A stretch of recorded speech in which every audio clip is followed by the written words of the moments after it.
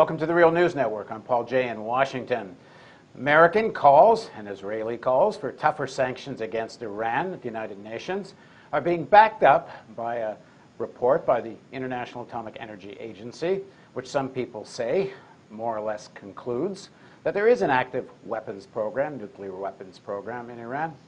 The question is there any new evidence about that in this report? Now joining us to talk again about the report is Robert Kelly. He's a nuclear engineer who has carried out IAEA inspections in many countries, including Iraq. He worked at the Los Alamos National Laboratory in the United States, and he's currently a senior research fellow at the Stockholm International Peace Research Institute. He joins us from Vienna. Thanks for joining us again, Robert. Nice to see you.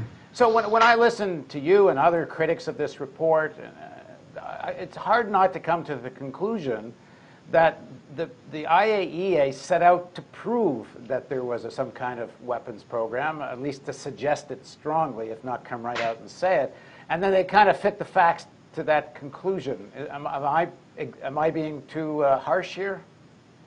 No, I think what you're saying is what I would call kind of the law enforcement model, where you identify a suspect, you exclude the other suspects, and you try to pin it on them. I ran into that a few times when we were dealing with espionage in the United States. The scientific method says you try to look at all the information available to you and try to figure out what fits it best. This report doesn't do that very much. It says, well, we think we know the answer, so we're going to selectively tell you what fits. So in our previous interview, we did a kind of overview of the report, and for anyone watching this that hasn't seen that, you'll see that player right beneath here, and you can watch the part one of this interview. But now let's drill into a few other aspects of the report that you think are important for people to understand. Well, one thing I think is important, and I think the IAEA knows it, but they didn't write it very well in the report, is they emphasize that they have been focusing on a uranium implosion nuclear weapon because that's where most of the action is, and that they really haven't paid much attention to plutonium. I think we really need to stop and think about that Iran is building a reactor that will be capable of making a lot of plutonium for a military program, and it should start up quite soon. And so I think that we all need to expand any concern that we have to that reactor, and also to thinking if any of the weaponization information we're getting is more applicable to plutonium than it is to uranium. So what's the significance of that? Does that mean that it suggests that there is a program or isn't? I'm not sure what to conclude from that. There's no question that they're building a plutonium production reactor at a place called Iraq. That was revealed by the National Council of Resistance in Iran around 2004. Don't hold me to that date. And we've watched that reactor under construction for years. For a long time, we didn't think it was a very important thing because it was years from being completed. But now many years have gone by, it's getting close to being completed. Plutonium gives them a second route to a bomb, should they need it. And plutonium allows you to make a smaller bomb that fits into a reentry vehicle better. So I'm not saying that the IAEA has been wrong in looking at uranium implosion, but they need to realize that maybe within a year or two, there are going to be two different paths, and they need to pay attention to both. This report says they're only paying attention to one. What else is significant in the report? Well, one of the things I think everybody wanted to know, what is the source of this information that you're dumping on us, okay? And the IAEA said to us, well, we got information from at least 10 different member states, and all of this information, we're putting it together, and it's very consistent. So I went through and figured out who the 10 member states must be, and I came up with a list that included states that involved police information that was provided to the IAEA 6-7 years ago related to the AQCON network. You can only get to 10 if you bring in states like that. This has nothing to do with this 1,000 pages of alleged weapon studies that the U.S. provided. If you go through the report line by line, after a while you'll see the vast majority of what they're citing in this report comes from the U.S. alleged studies. The U.S. alleged studies were given to them in 2004. There's nothing new since then.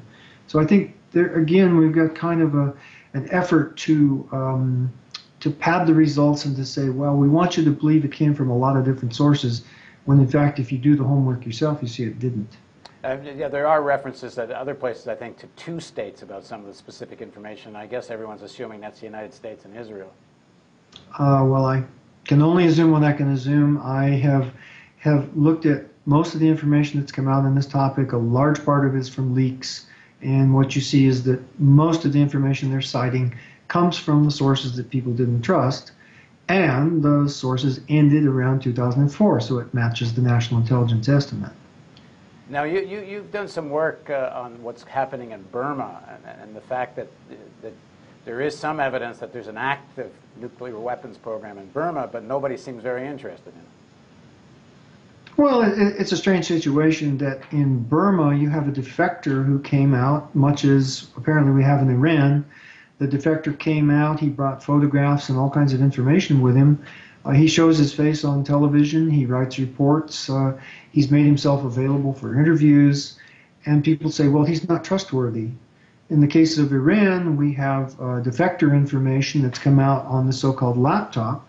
We don't know who brought it out, we don't know who made it up, we don't know what the information looks like, and we have no train of custody to know where the stuff came from. So I'd say there's a certain amount of hypocrisy here in saying information that is very easy to substantiate is less valuable than information that's very vague. Right. In terms of what this report says, is there any reason to think, if there is continuing work on a program, that it goes past the idea that they're seeking knowledge and or they are sort of preparing that they could if they ever wanted to, versus actively trying to realize a weapon? I guess the short of what I'm saying is, are we any less than several years away before, even in the sort of, quote, worst case scenario, that there'd actually be a real threat there? Paul, I worked for years on Iraq, and we argued and argued even after we got into Iraq and took their program apart, blew buildings up, seized documents, and people still couldn't agree on how much longer it was going to take. And there we had lots and lots of information. What you're asking, I think, is quite political. I've been reading a lot besides the technical information the last few days. People are saying, well, Germany could do this, or Japan could do this, and they're comparing Iran to Germany and Japan because they have the capability, but they don't have the intent. I don't go there. I'm not a political scientist. That's the context. The context is maybe they could do it if they wanted to, but I'm not going to try to make a judgment like that. But in terms of the time frame, is there a judgment that can be made on that, or you're saying there's not enough known to give a time frame? Well, I don't think there's enough known to give a time frame. If the program really ended in 2004 and they've been doing some things since then, that they've decided to keep some paper studies going, or for all we know, experimental studies, they could be very far along. Let's put it this way: where they were in 2004, if they had continued in a very aggressive way since then, there's no reason they shouldn't have solved a lot of the problems that would face a nuclear weapon developer. We just don't have the information. The information cuts off for the IAEA with the alleged studies. There's not much since then. Certainly nothing that we can trace where it came from. And the National Intelligence Estimate has told us they had a window that they really trusted that said, look, this thing stopped. So maybe there's a little bit of work going on in the background, hard to say. But you don't have enough information. And how legitimate are the charges by the IAEA that Iran is not cooperating enough, and that's why there isn't enough information? I'm not going to answer that question. I'm not in the shoes of the Deputy Director General. He's a very solid, very highly qualified individual to go and meet with Iran. He's the one who knows how much cooperation there is, and it's not for me to say that he's right or wrong. What other issue do you think jumps out at you here? Well, the kind of things I see is that there's not enough breadth in the analysis that's going on. The IAEA report tells us that this warhead is going to have an airburst option. That is, it's going to go off way above the surface of the Earth and spread its nuclear blast over a larger area, which is what people try to do with nuclear weapons. Unfortunately, when you look at parade photos and things of these missiles being moved, you don't see a radar window on the reentry vehicles. Well, if there's no radar window, then there's no radar. So how does this warhead know how to go off when it's above the surface of the Earth? You need some kind of a sensor. I think the answer is there. I think they know the answer. They've either chosen not to tell us the answer, or they've realized that the answer is so silly that it shows that the program was not very advanced and was pretty amateurish, the Iranian program as of 2003.